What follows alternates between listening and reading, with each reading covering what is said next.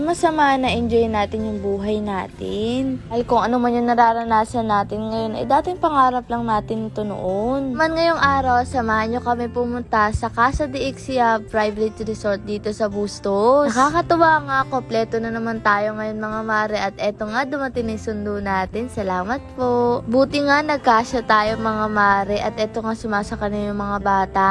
Kitang-kita nyo na naman ang ngiti sa kanilang mga labi kasi excited na excited din sila. Eto nga inaayos natin para magkasya talaga at walang maiwan. Tapos nga saka pa lang kami sumakay nila pangit. Panibago na naman tayong mabubuo na memories mga mare na magkakasama. Sa biyahe pa nga lang, ngiting-ngiti na talaga kami. Iisipin talaga ng tao na hindi nakakakilala sa amin o nakapanood simula ng una mukha kaming maluho. Pero kapag nasubaybayan nyo kami, alam nyo naman kung ano yung naranasan natin dati. Bago pala kayo pumunta dun mga mare, pwede nyo itong daanan kasi isa lang ang may-ari. Pwede na rin kayo dito mag-order, tapos dadali na lang nila. Kaya naman bago kami pumunta dun, nag-order na rin kami. Para bago tayo maligo, makapag-merienda muna dahil malayo-layo rin yung biniyahin natin. At eto pala mga mare, yung aesthetic na place nila, kahit maliit, napakaganda naman tingnan at maliwalas. Eto nga mga mare, meron din sila ditong pa-picture. O tinan nyo, nakita namin si Kensha. Ang gwapo, sana all. Eto din yung mga menu nila mga mare, marami talaga kayong pagpipilian. At eto pa, itong sakto, hindi nyo na kailangan umorder sa malayo, dito pa lang malapit, kaya kayang-kaya nyo na to. At eto nga mga mare, inaantay na lang natin yung mga order natin. Eto nga, kunyari nagde-date kami ni Pangit. Sa wakas nga, dumating na yung mga order natin mga mare, at makakaligo na tayo. At excited na rin talaga kami. Salamat po. At eto na nga mga mare, inabot na ni Ate at sumakay na rin ulit kami. At eto na, pababa na kami. Ang ganda. Yan na nga si Pangit, pababa na siya. Siya na rin talaga ang nagdala ng mga pinag-order namin kanina. At eto yung labas, ang ganda. Kaya naman pagbaba pa lang namin mga mare, ngiti-ngiti na talaga kami kasi nga kakaiba yung itsura. Hindi nyo naman mahahalata sa mga ngiti namin. Pagpasok namin, namangha talaga kami. Ramdam kasi namin na sa ibang bansa kami, ganun na ganun kasi itsura niya. Eto na nga yung pool, pagkapasok mo makikita mo agad, at eto yung paligid. Tingnan nyo na mga mare, diba kakaiba? Bas pa lang, napaka-aesthetic na. Paano kaya pag nasa loob na tayo? Tingnan nyo, talagang mag-e-enjoy tayo for today's video. Mga ganitong karanasan talaga, ang sarap kapag kasama yung pamilya mo. Tipong ang rami nyo, natutuwa kayo sa mga na-experience yung magkakasama. Puti at team kahoy pala sila mga mare. Tingnan nyo, ang ganda talaga.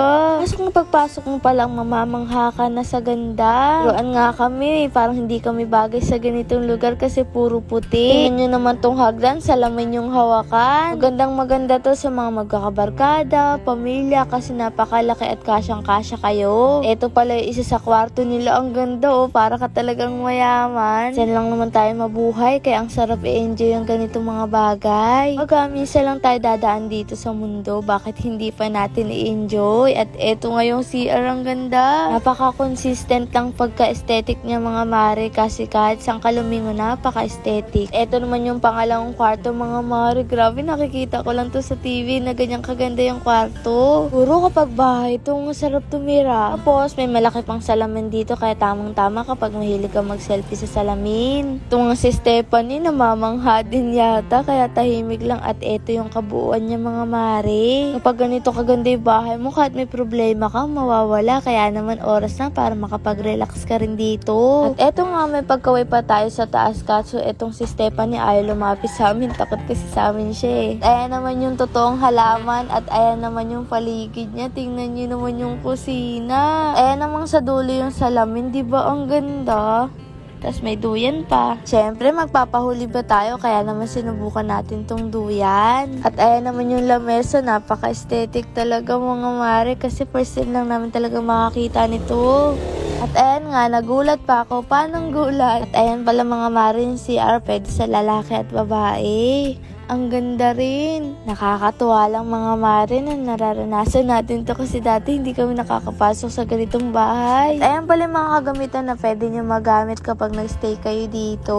Wala na din talaga kayong iisipin kapag andito kayo kasi may mga gamit na talaga sila. Kailangan nyo na lang talaga mag-enjoy. At ayan nga, naglibot-libot pa tayo mga mare. Kapag ganito siguro yung kusina mo, ang sarap magluto. Tapos kaso nakakatakot lang kasi baka madumihan. Nagusan pala siya mga mga mare dito pagpunta mo dyan sa may swimming pool na. Isa pa sa nakakatuwa dito, pwede ka rito umorder mga mare ng breakfast nyo. Para hindi ka na rin magluto. Tapos may bilyar din dito mga mare oh. Pati nga bilyaran, napaka-aesthetic din. Ayun nga sila tatay, naglalaro pa. Kala mo naman marunong. Pero ang mahalaga naman ay nag-e-enjoy sila kaya okay lang yan. Dahil deserve naman talaga nila mga mare ma-enjoy yung buhay na meron kami ngayon. Kasi sa dami ba naman namin pinagdaanan at eto nga yung mga in-order natin mga mare. Yung pwede nyo yung mga orderin, tingnan nyo naman ang sasarap. At ayun nga mga mare, pagkatapos nagkantahan lang kami, syempre mawawala ba naman yung video okay? Karaoke at eto nga si Pangam, di pagkanta-kanta pa, fail na fail. Sana all talaga maganda yung boses kaya na-enjoy ang pagkanta. Sa kabilang banda naman yung mga bata nanonood lang sa pagkanta ng tito nila. Napakalaki ng TV kaya talagang mag-e-enjoy mo kapag kumakanta ka. At eto nga nagbihis na ako, may pagkanta rin ako kahit hindi naman ako marunong.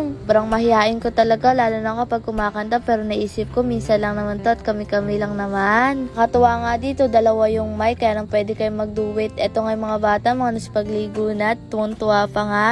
Totoo lang, hindi ko naman kaya ibigay lahat ng pinaka-the best dito sa mundo, pero sana maibigay ko yung deserve nila. Lalo na sa mga magulang natin mga mare. Lalo na kila mama, ang tatanda na ng mga magulang ko. Kumbaga ngayon pa lang tayo bumabawal sa mga hirap nila sa atin. Dahil halos buong buhay nila wala silang ginawa kundi magtrabaho. Pagsapalaran dito sa mundo para lang umasenso. Kaya ngayon naman na kaya ko nang ibigay yun sa kanila, bakit ipagkakait ko pa? Dahil ang oras ay talagang tumatakbo at hindi na natin pwedeng balikan yung mga nasayang natin noon. Eto pala siya sa gabi mga mare, tingnan nyo ang ganda diba? At ayun nga mga mare, kakain na tayo ng hapunan. Maraming salamat po sa pag-aasikaso nyo po sa amin. Hindi po namin naramdaman na ibang tao kami. Alam ko ang negosyo nyo ay magtatagumpay pa dahil mabubuti kayong tao. At eto nga, kakain na tayo. Tingnan nyo na may mga ngiti nila.